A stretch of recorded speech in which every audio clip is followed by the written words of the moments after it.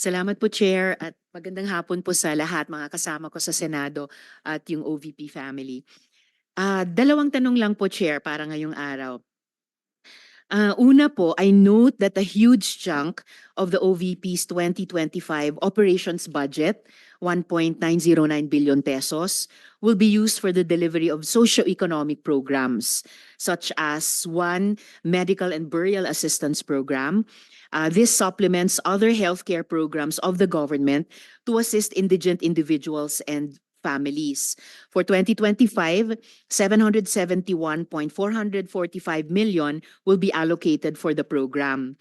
Sa loob niyan, 600 million pesos for medical assistance and 171.445 million for burial assistance, which are, Madam Chair, very similar to the medical assistance to indigent or financially incapacitated patients program o MAIF-IP of the DOH and DSWDs, Assistance for Individuals in Crisis Situations or AICS.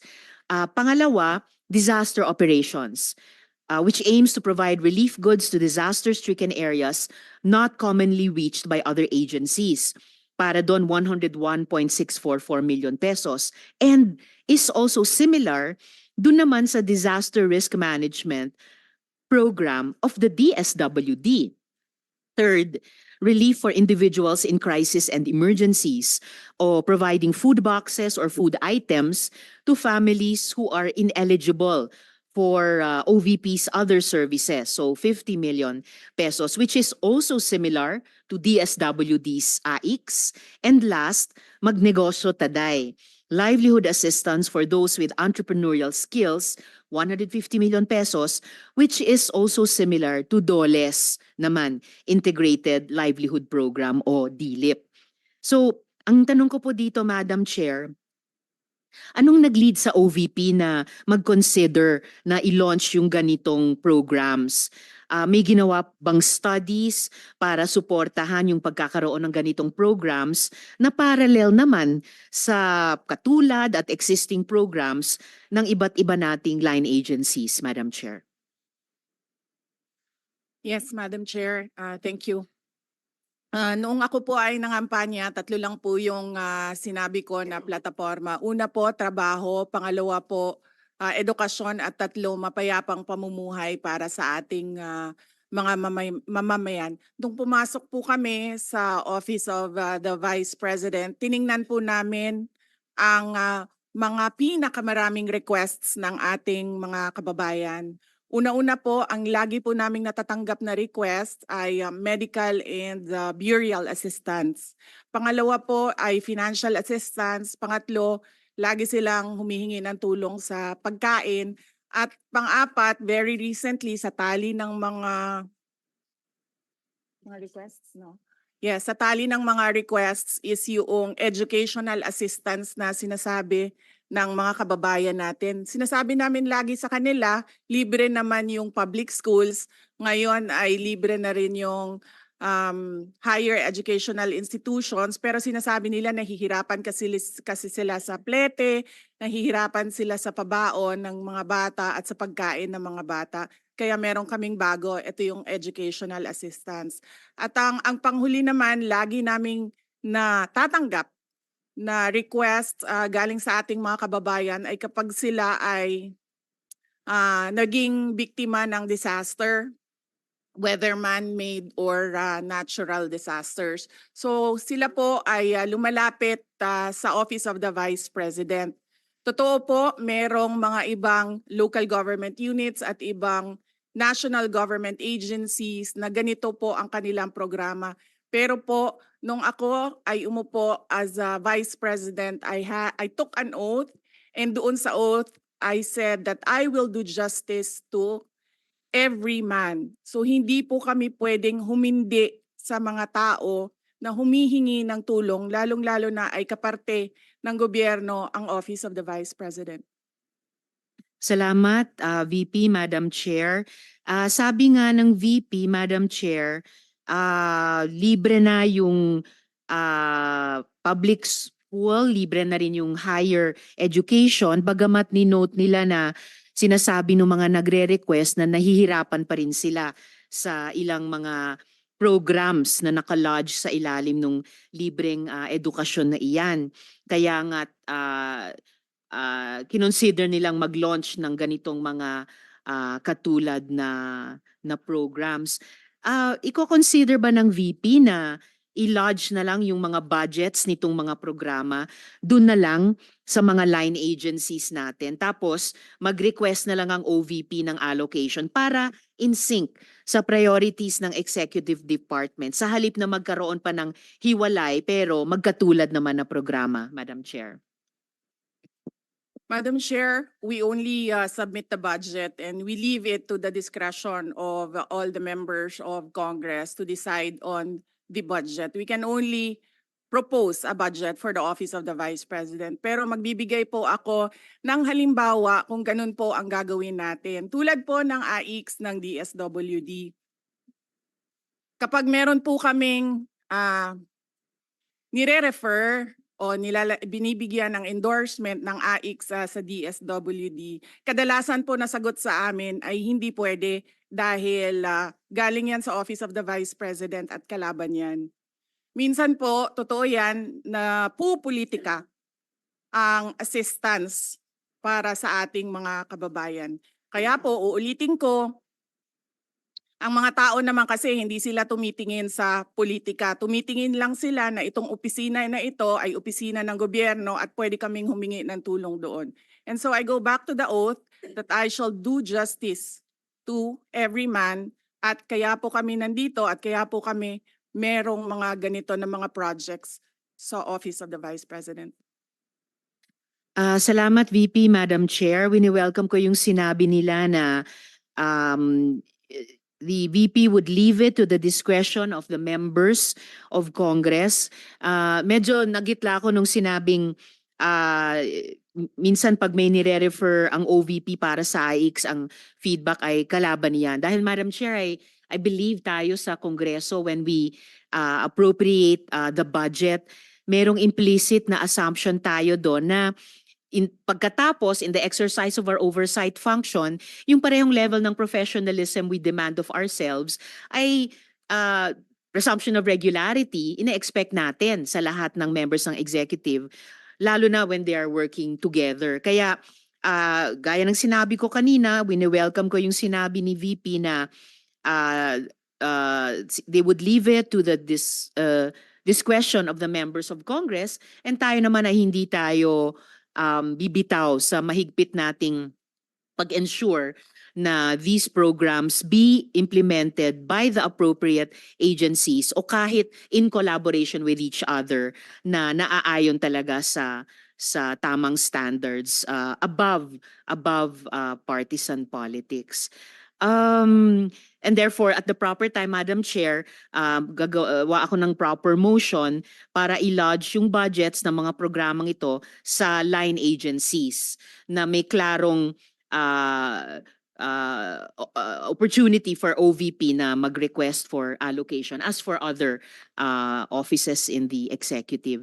Yung huling tanong ko sa ngayon, Madam Chair, for 2025, one of the OVP's programs, Pagbabago Campaign, 1 Million Learners and Trees, involves the provision of bags to 1 million learners in remote communities while initiating tree planting activities. This gets an appropriation of 100 million pesos. Part of this campaign is an allocation of 10 million pesos for the distribution of Isang Kaibigan books, a children's book authored by the VP.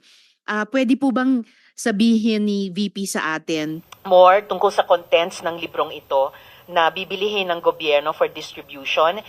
Ilang libro ang bibilihin at i-distribute, Madam Chair? Madam Chair. Let me make a rebuttal and another example of politicizing the budget of the government. Ito pong sinabi ni Senator Risa Ontiveros na at the proper time she'll make a motion to lodge the budget, the requested budget of the OVP to the other agencies. Let me just quote Senator Risa during the Akbayan Congress. Alam ko po na ang daming kalat ni Duterte na hirap tayong linisin. Ang kadiliman noong panahon niya ay talaga namang nanuot sa ating lipunan para man sa na napakahirap tanggalin at habang ang anak niya ay may kapangyarihan pa, hindi magiging madali ang ating laban. While VP Sara is in power, the threat of a full-blown Duterte comeback is still a very real and present danger. For one, they are supported by one major superpower, China. So that is an example of politicizing the budget of the government. May we request, Madam Chair, that Senator Risa Ontiveros repeat the last question? I will certainly, if you request, Madam Chair, repeat my question dahil walang kinalaman sa kasasabi lang ng VP ngayon. Alam nating lahat na miyembro ng iba't ibang partido, yung speeches natin sa ating mga kamiyembro sa mga party congresses ay hiwalay na event dito sa budget debates. So I really take exception dun sa sinabi ni VP na rebuttal iyan dahil halimbawa ito sa politicizing. In fact, wala akong tinanong tungkol sa China o kahit sino pa mang ibang bansa dito sa budget hearing na to. I am asking about yung national budget na ipapasa natin sa Kongreso para sa bansang Pilipinas sa taong 2025. At ang pangalawang at huling tanong ko sa ngayon, before I make at the proper time propose an amendment which may or may not be accepted by the chair and by the colleagues para nga mas i-align ang mga kaperahan natin lalo na't masikip ang fiscal space natin dun sa mga appropriate programs sa appropriate agencies na malayang-malaya ang OVP makipag-partner sa kanila tulad ng sino pang opisina sa executive. Ang tanong ko po ay ilang mga libro ng isang kaibigan ay bibilihin at i-distribute at ano, if the VP could tell us more about the contents ng librong ito. Madam Chair. Madam Chair, the book is not for sale. We only pay for the publication of the book. And we will send Senator Ontiveros a copy so that she will know what is the content of the book. Oh, this question is not only for me, Madam Chair, para rin para sa mga kasama dito sa budget hearing. Baka ilang araw pa bago mapadala at mabasa ko, which I certainly will. But I am asking a question bilang isang mambabatas sa head of agency ng isang opisina sa executive dito sa budget hearing na to. Simpleng tanong. Tell us more about the book, isang kaibigan, at ilang kopya nito ang bibilihin ng gobyerno sa halagang 10 milyong piso at i-distribute sa kasama ng mga bags sa 1 million learners sa remote communities, Madam Chair. Madam Chair, this is an example of politicizing the budget hearing through the questions of a senator. Ang problema niya kasi, nakalagay yung pangalan ko doon sa libro. At yung libro na yan, ibibigay namin doon sa mga bata. At yung mga bata na yan, may mga magulang na boboto. At yung pangalan ko ay nagkalat doon sa kung saan man ibibigay yung libro. Madam Chair, we commit to send tomorrow everyone in this room a copy of the book. Madam Chair, hindi ko maintindihan yung ugali ng ating resource person. It is a simple question. Paulit-ulit na this is politicizing. Ang VP ang nagbanggit ng salitang boboto. Wala akong sinabing boboto. I'm simply asking, hindi ko ma-imagine we're making so much trouble, so much fuss about a 10 million peso item na itinatanong ko lang simpleng, what is the book about? At ilang kopya ang bibilihin ng gobyerno sa halagang 10 milyong piso at i-distribute. I don't appreciate this kind of attitude, Madam Chair. Usually, ang resource persons natin ay nagbibigay ng parehong institutional courtesy sa legislature na ibinibigay natin sa executive. I don't appreciate this kind of attitude. Tolentino, do you have Madam Chair? Madam Chair. Yes, Madam Chair. Hindi ko rin maintindihan ang ugali ni Senator Risa Ontiveros. And I do not appreciate, ano yung sinabi niya? I do not appreciate this kind of behavior and attitude. Madam Chair, Noong 2016, tumatakbo si Senator Risa Ontiveros na senator, nakailang talo na siya. So, Dalawa, Madam Chair. okay, dalawa.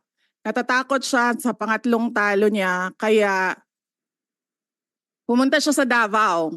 Humingi siya ng tulong. Tinulungan siya ng isang kagawad ng Davao na ngayon hindi na siya sinusuportahan.